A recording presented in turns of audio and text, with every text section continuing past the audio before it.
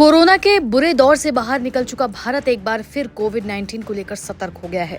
वजह है कोरोना के दो नए सब वेरिएंट NB181 और LF7 की भारत में पहचान।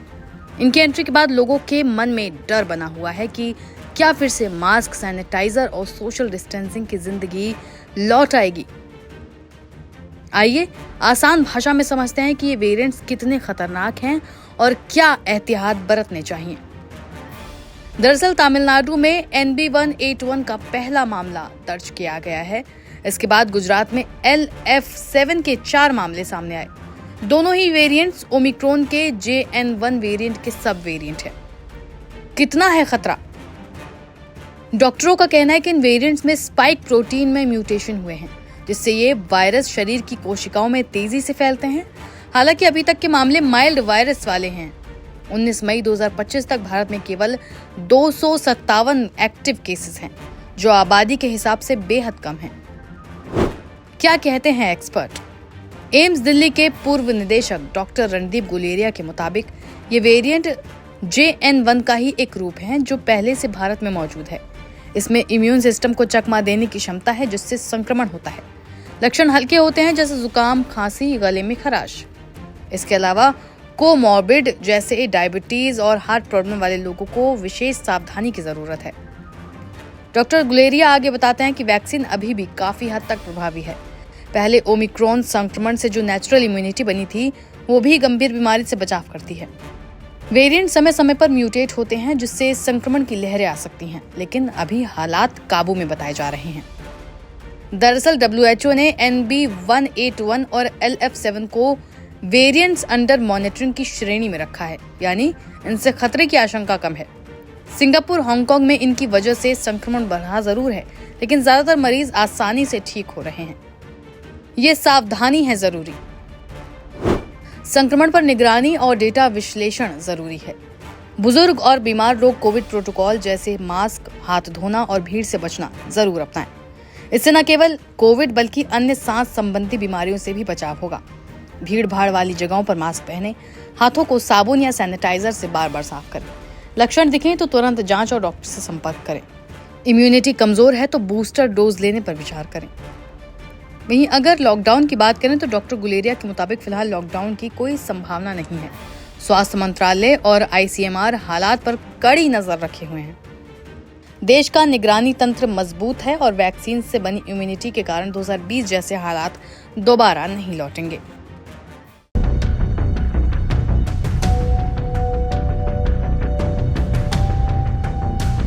कोरोना वायरस डिजीज या कोविड-19 ये वो बीमारी है जिसे याद करते ही हमारी स्मृति लॉकडाउन, मास्क और अस्पतालों की भीड़ के इर्द गिर्द घूमने लगती है।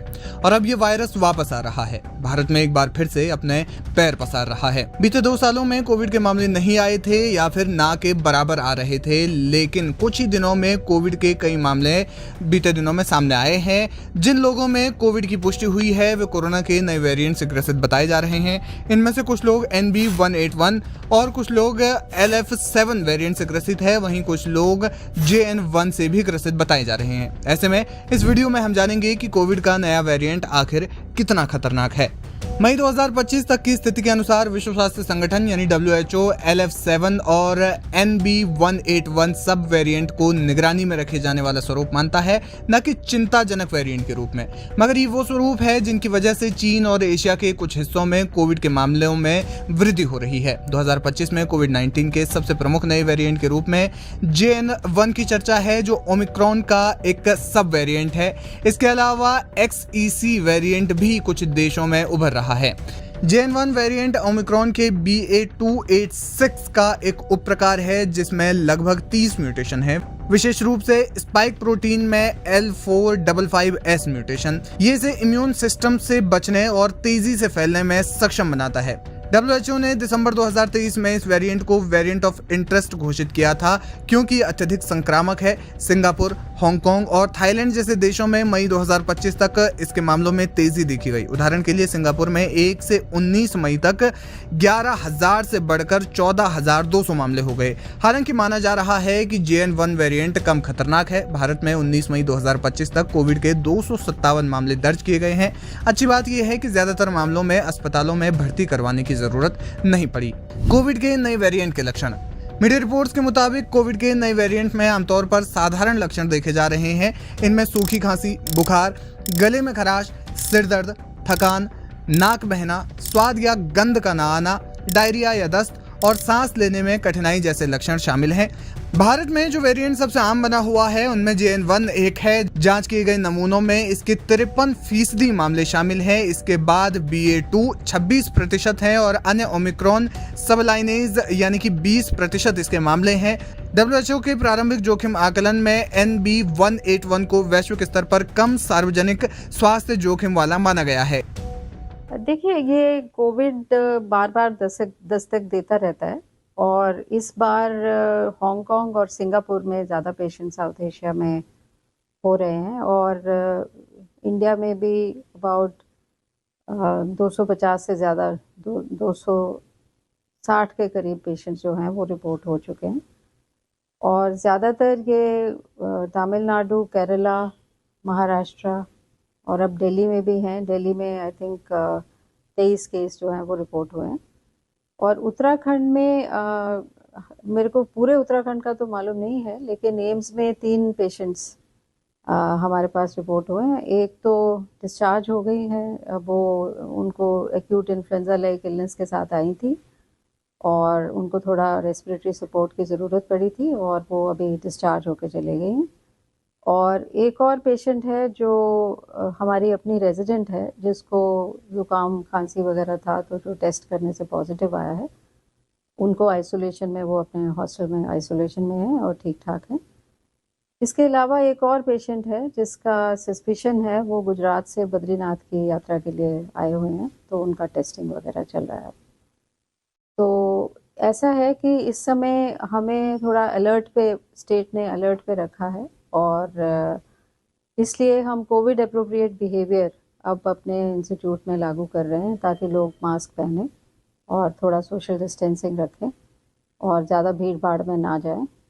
और अगर उनको ज़्यादा खांसी और बुखार होता है या ज़ुकाम होता है तो अपना टेस्ट करा लें, क्योंकि ये वेरिएंट जो है JN1 वेरिएंट है, उसके और भी आगे वेरिएंट्स होते हैं जिसमें ऐसा पाया गया है कि बहुत सीरियस बीमारी तो नहीं होती है, लेकिन अगर किसी को पहले से कोई कोमॉर्बिडिटीज़ हैं, जैसे कोई डायबिटिक है या हार्ट डिजीज़ है, हाइपरटेंशन है या और कोई प्रॉब्लम है, इम्यूनोसप्रेसेंट दवाइयों पे हैं, तो उन लोगों को अपना चेकअप करा लेना चाहिए और मॉनिटरिंग में रहना चाहिए।